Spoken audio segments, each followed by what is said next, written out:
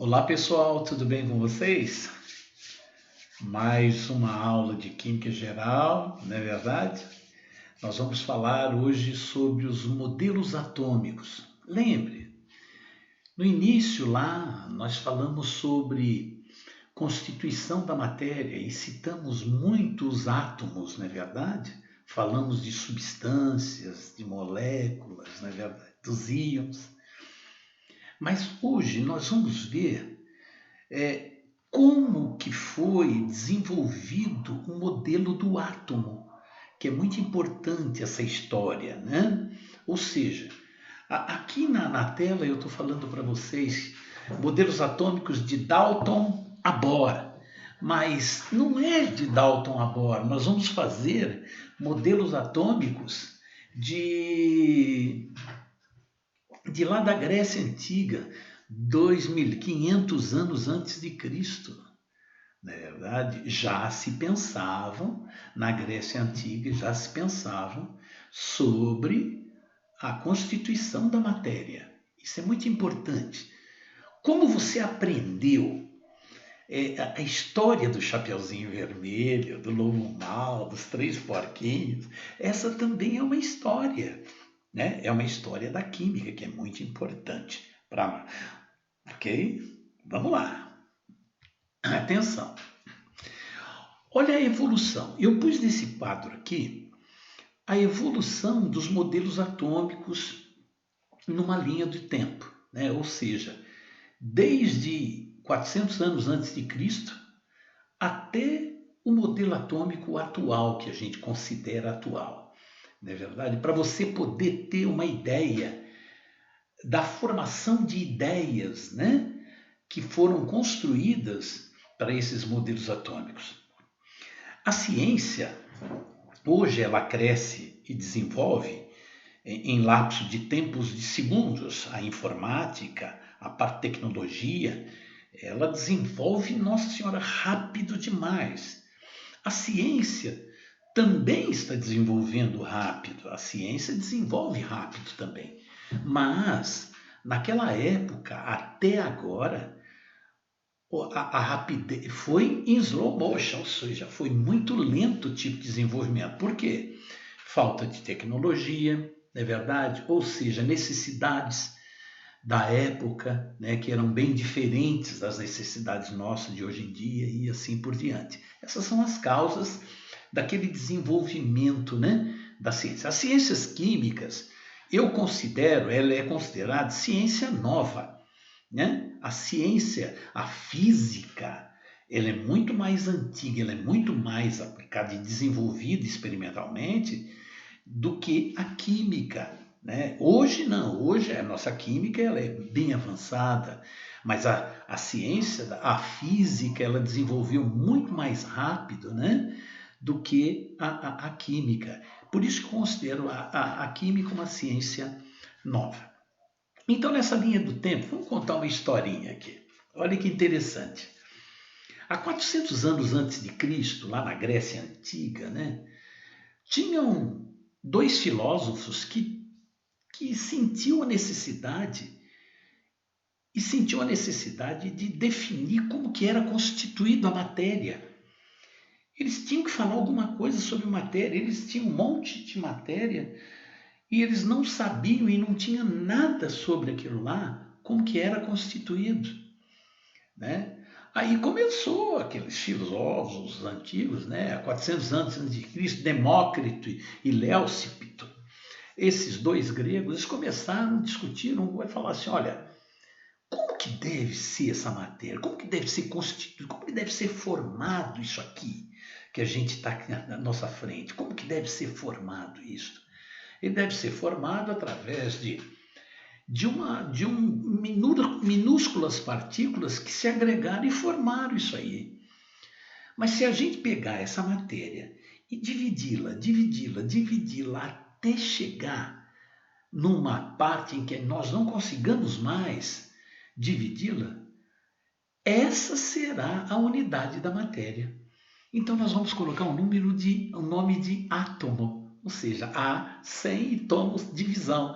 Então é uma coisa sem divisão, ou seja, é a menor partícula da matéria, tá certo? Que seja maciço, mas indivisível. Então, eles definiram e falaram que átomo, toda a matéria era constituída por átomos e que esses átomos seriam indivisíveis.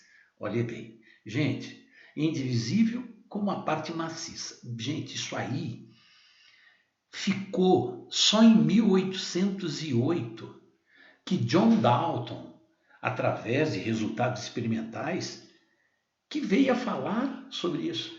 Nesse interim, entre 1800, nós tivemos o quê? Nós tivemos o período da alquimia, né? Que é a parte da Idade Média, 350 até 1000 e pouco, 1100, os alquimistas, né? Que eles sabiam que existiam os metais, né? E já consideravam o ouro como uma coisa valiosíssima naquela época, né? Eles queriam fazer com que o objetivo dos alquimistas era o quê?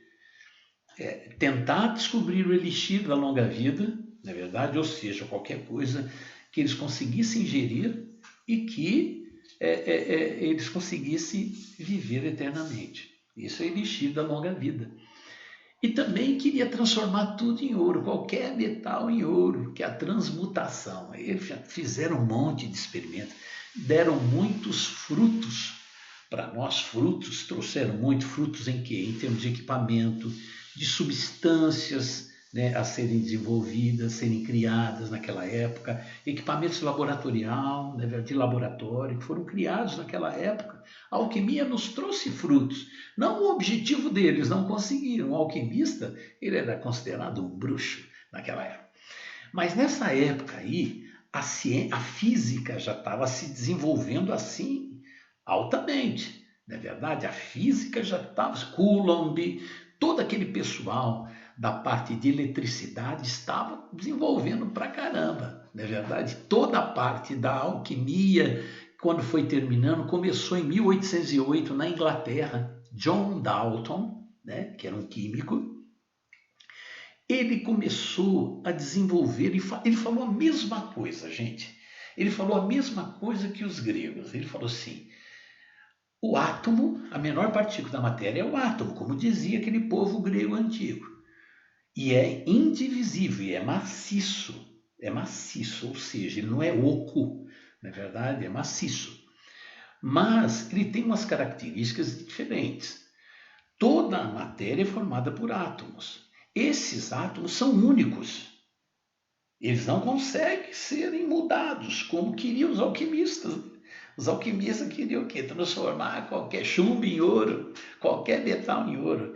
Então ele juntou esses resultados aí e foram colocados postulados e mais postulados em cima. Depois nós vamos ver somente Dalton. Isso em 1808. Em 1903, olha bem, ali foi 100 anos, aqui foi 2.200 anos, né? Nós tivemos aqui 2.200 anos. Vamos ver se eu consigo aqui fazer aqui. Aqui, ó. Aqui, esse espaço aqui, esse gap foi de 2.200 anos. Esse gap aqui já foi de 100 anos, ó, já está diminuindo. Então, você vê como a ciência que começou a desenvolver muito mais rápido. Depois de 100 anos, veio Thomson. Ainda continuava que o átomo era maciço, mas que ele era uma pasta positiva incrustadas com cargas negativas. Olha que interessante. Essa parte de positiva e negativa, elétrons, tudo isso aí, foi criado os elétrons foram descobertos por Thomson. Olha que interessante. Mas essa parte de cargas elétricas já era estudo da onde? Da física, né? Da física, do pessoal lá da eletricidade, que estava desenvolvendo. Depois a gente vai falar o nome dele. Então, em 1903, Thomson criou o seu modelo, que era diferente do Dalton. O Dalton lisinho, maciço, indivisível, indestrutível, né? Toda a matéria era formada por átomos. Se existissem matérias diferentes, esses átomos podem se arranjar formando vários tipos de matéria e assim por diante. O Thomson já falou que o átomo continua sendo maciço, só que é uma massa positiva incrustadas com cargas negativas, que ele chamou de elétrons. Aí depois de 100 anos, né? Aqui nós tivemos o quê, pessoal? Olha que interessante.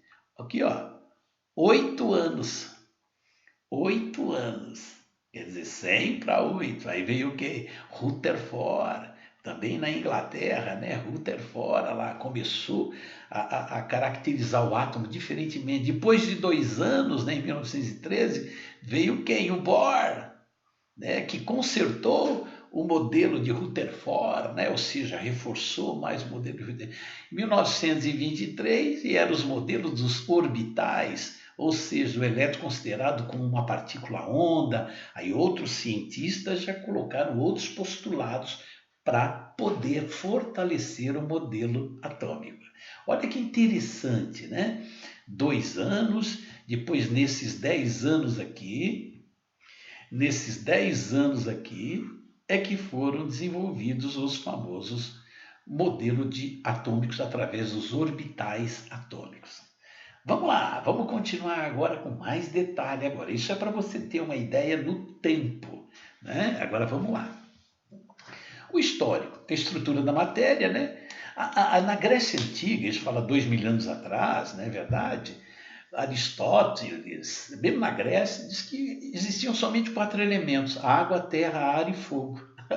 O Aristóteles, mesmo naquela época do Demócrito Leste, aí, ó, 400 anos antes de Cristo, acreditava que cada elemento é resultado da combinação de 2 qualidades. Olha que interessante. Qual qualidade que seria essa? Quente e frio, e seco e úmido. Quer dizer, se um era frio, era seco; se um era úmido, era quente, e assim por diante. Era uma associação de duas qualidades. Olha que interessante essa afirmação de Aristóteles. Mas isso aí, o que acontece quando quebramos uma porção de matéria em pedaços cada vez menores, né? Então a gente vai. Demócrito Leos, né, falava, que criou a palavra átomo, não é verdade? Que é o princípio da descontinuidade, ou seja, você não consegue continuar a dividir a matéria. Como ela é indivisível, ele chamou isso de princípio da descontinuidade.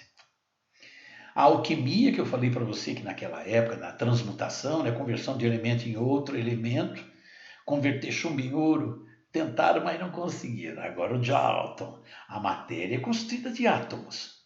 Ele falou igualzinho os gregos já sabiam. E ele colocou: toda a matéria é composta de partículas fundamentais, os átomos. Os átomos são permanentes e indivisíveis. Falou a mesma coisa do que o Demócrito e o Letos tinha falado há 2.200 anos antes dele. Só que, olha bem, ele colocou indivisíveis e que não podem ser criados e nem destruídos.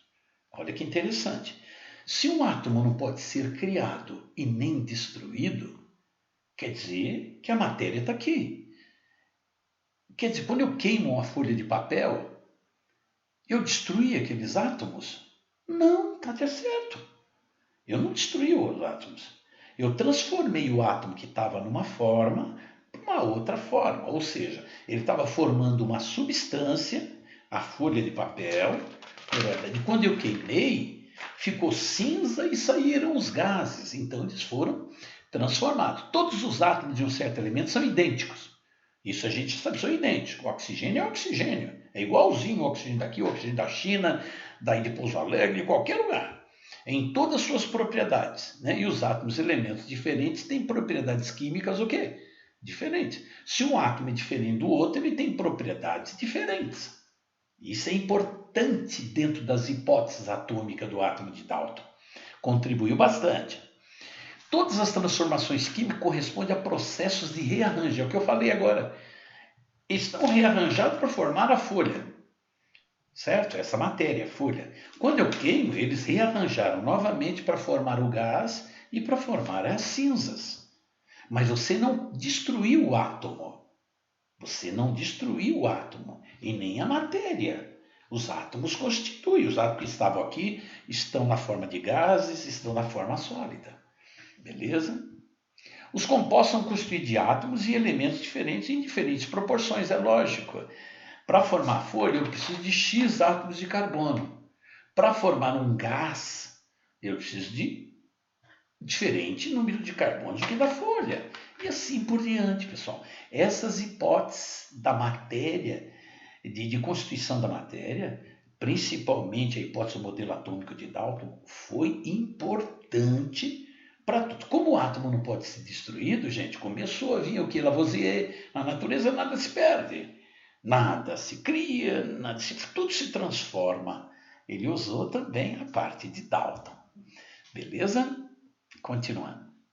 Toda a matéria é composta de várias combinações, de forma simples, né? A matéria é chamada de elementos químicos. Um elemento químico é uma substância que consiste de uma única espécie de átomo. Olha bem, elemento químico pode ser uma substância, ou pode ser ele o átomo isolado, mas ele é constituído só uma espécie de átomo. Se você tiver vários átomos que constituem aquele elemento, você não pode chamar de elemento, porque ali você tem vários tipos de átomos. E um elemento é uma única espécie. Caracterizado elementos químicos é um único Z, né? O único número atômico. Lembra lá dos conceitos fundamentais? Z, um número atômico muito importante lá. Beleza? Aí, olha, nesse inteirinho começou toda aquela parte da ciência, da parte da eletricidade. O Faraday, Michael Faraday, em 1833, ele realizou a experiência da eletrólise. O que seria? Ele pôs um dispositivo, né, passando corrente elétrica através de uma solução e que produziu uma reação química, ou seja, formou outra coisa. Opa! Ali ele já começou a caracterizar a parte de eletricidade, a parte elétrica da matéria. Olha que interessante. Começou Arrhenius, Irvant Arrhenius, esse caboclo aí, na tese do seu doutorado, ele estabeleceu a teoria iônica, ou seja, ele falou que a matéria ela pode ser transformada em íons com a passagem de uma corrente elétrica. E ele usou o quê? A lei de Faraday, que foi antes de 1833, e em 1877 até foi a tese dele, né, que estudou a parte da eletrólise e falou que os íons iam caminhando, íons carregados negativamente para uma parte positiva, e íons carregados positivamente para uma parte negativa. Muito importante, Arrhenius deu o nome dessas cargas de íons, ou seja, é o átomo carregado com carga. Olha como é interessante a história. Por aí começou, né, pessoal? Toda a parte. E a ciência estudando. Ainda continuou no modelo atômico de Dalton. Aí começou o Heinrich Geissler. Descobriu a descoberta das partículas ao fazer passar uma corrente elétrica em um tubo. Ele tinha um tubo, né, de gás rarefeito ou sob baixa pressão, e ocorria sempre o surgimento de uma luz verde. Olha que interessante. Esse é o tubo, né, que a gente chama tubo de Geissler, ou tudo bem. Olha que interessante, pessoal. Nós estamos tendo movimento aí, olha. Ele tinha movimentação nos polos positivos e para os polos negativos, mas ele não sabia ainda. Mas ele caracterizou que era formado por partículas atômicas, né? O alemão Goldstein, né, demonstrou que aquela luz esverdeada do Geissler, né, partia sempre do eletrodo negativo, que era o cátodo, né, e ia para o eletrodo positivo, que é o ânodo. Olha que interessante, aí ele começou a estudar, olha lá. Então saía aquelas partículas atômicas de Geissler, né, e saía daquele polo que era o cátodo e migrava para outro polo. Beleza?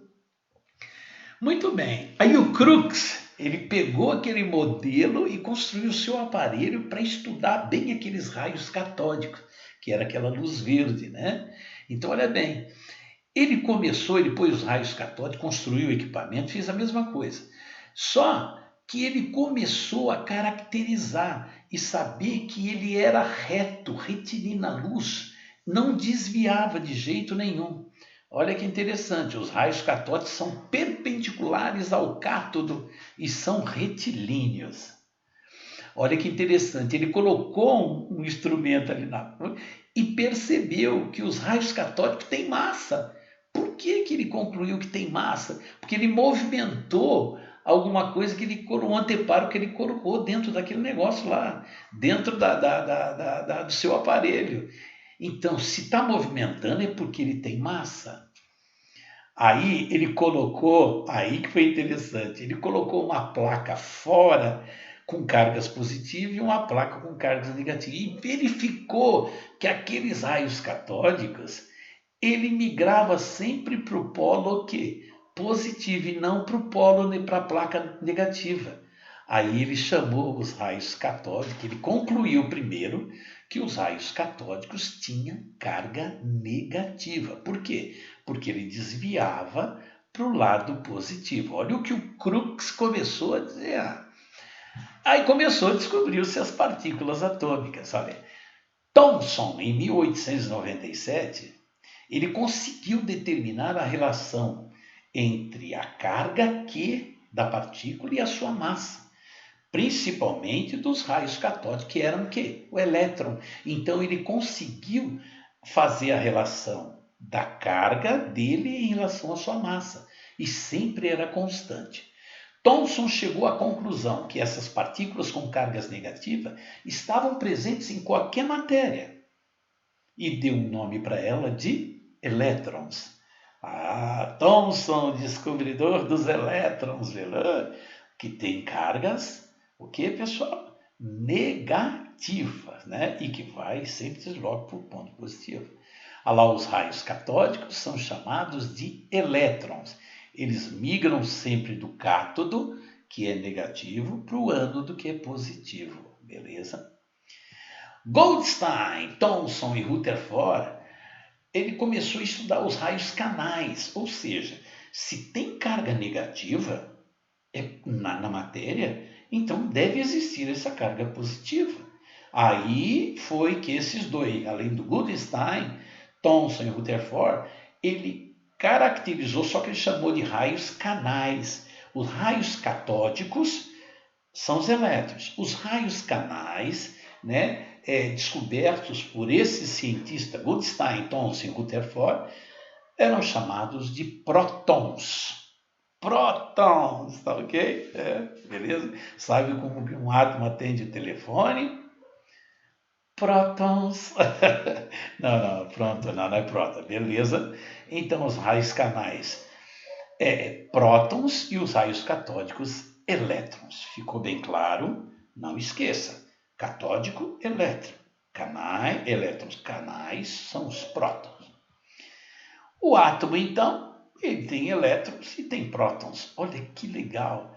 Aí começou em 1896, Becquerel, aí, aquela turma da radioatividade, né, pessoal? Becquerel, Madame Curie, Rutherford também trabalhou, Villard, todos esses caras, eles observaram sempre que o material radioativo, ele emitia 3 tipos de raios: o raio alfa, o raio beta e o raio gama.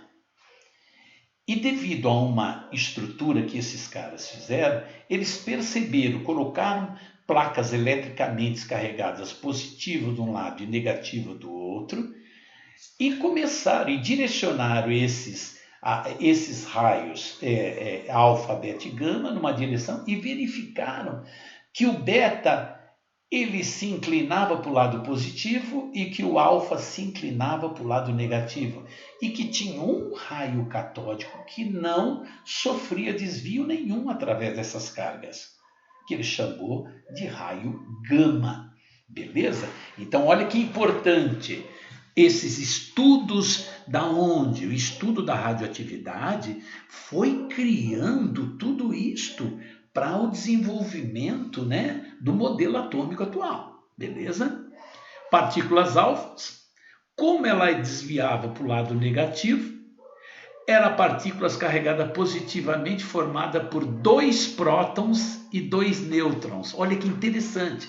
Prótons são partículas com cargas positivas. Então a partícula alfa, ela era formada por 2 prótons e 2 nêutrons. Na realidade, essa partícula era o átomo de hélio.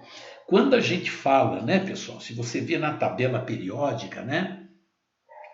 Se você vê na tabela periódica, o átomo de hélio, né, ele tem número atômico 2.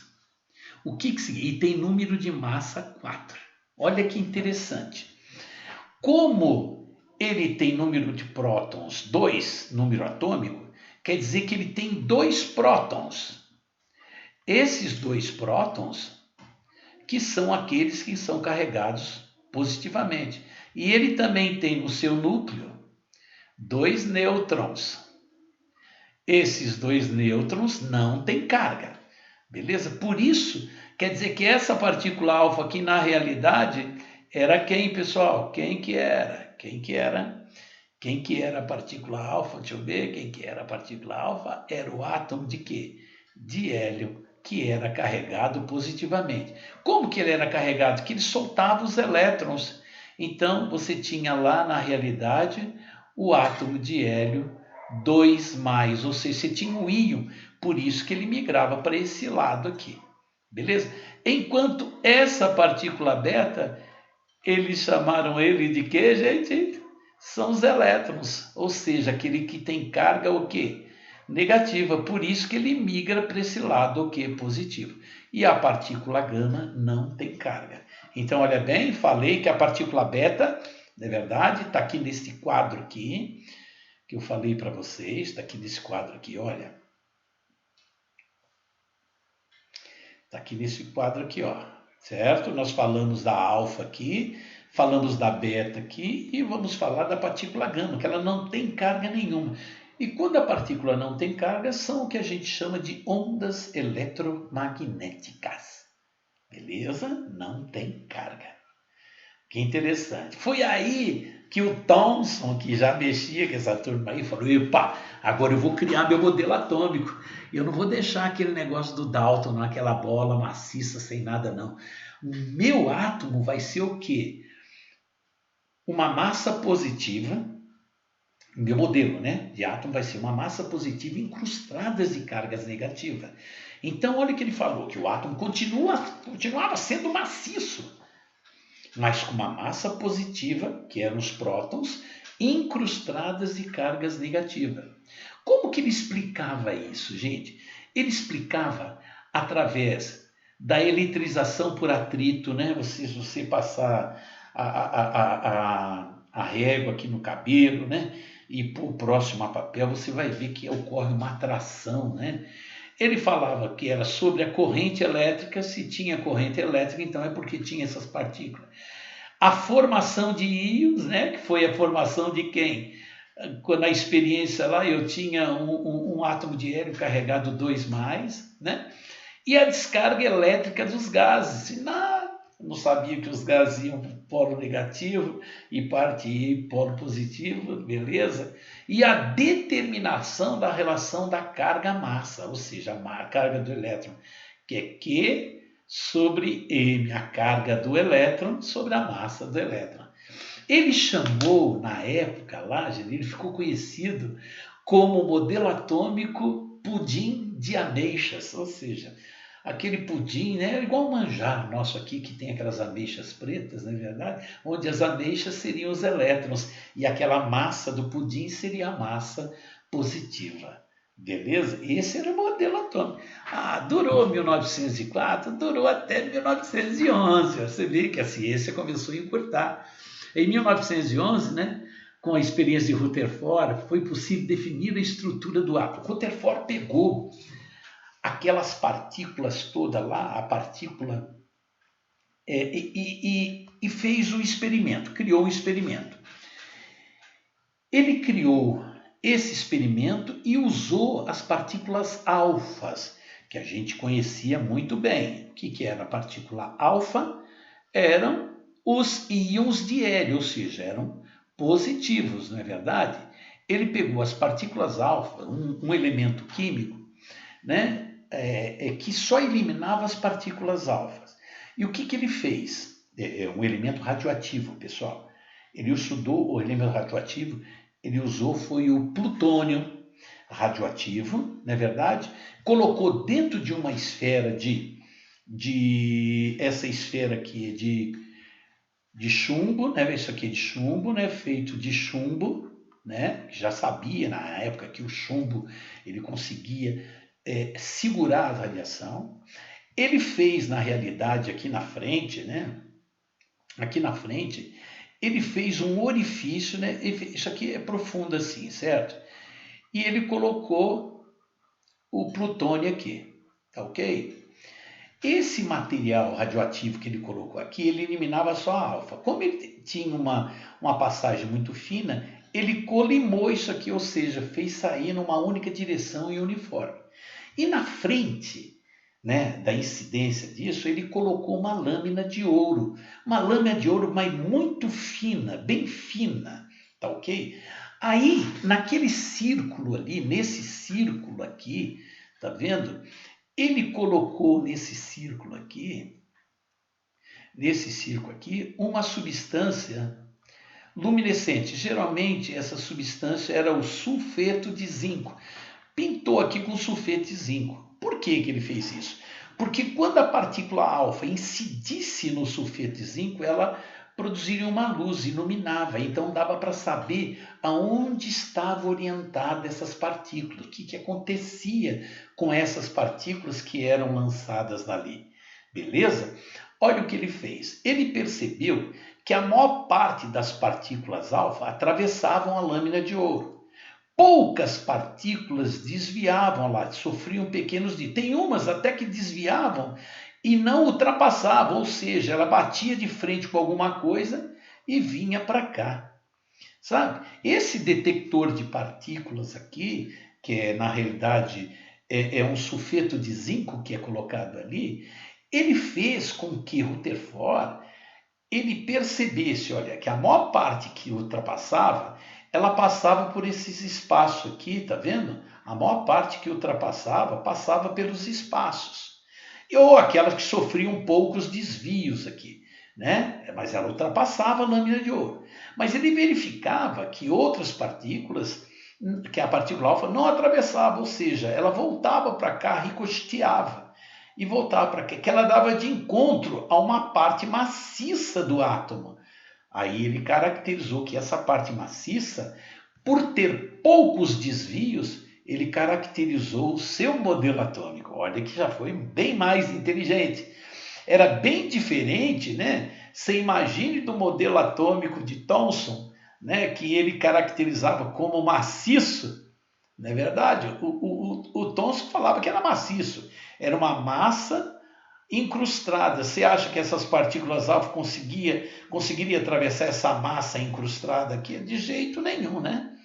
Como ela já era uma partícula positiva, ela ia ficar presa aqui, não ia? Porque ela vinha de encontro com essas partículas negativas e ia se prender, ou seja, ia sofrer atração.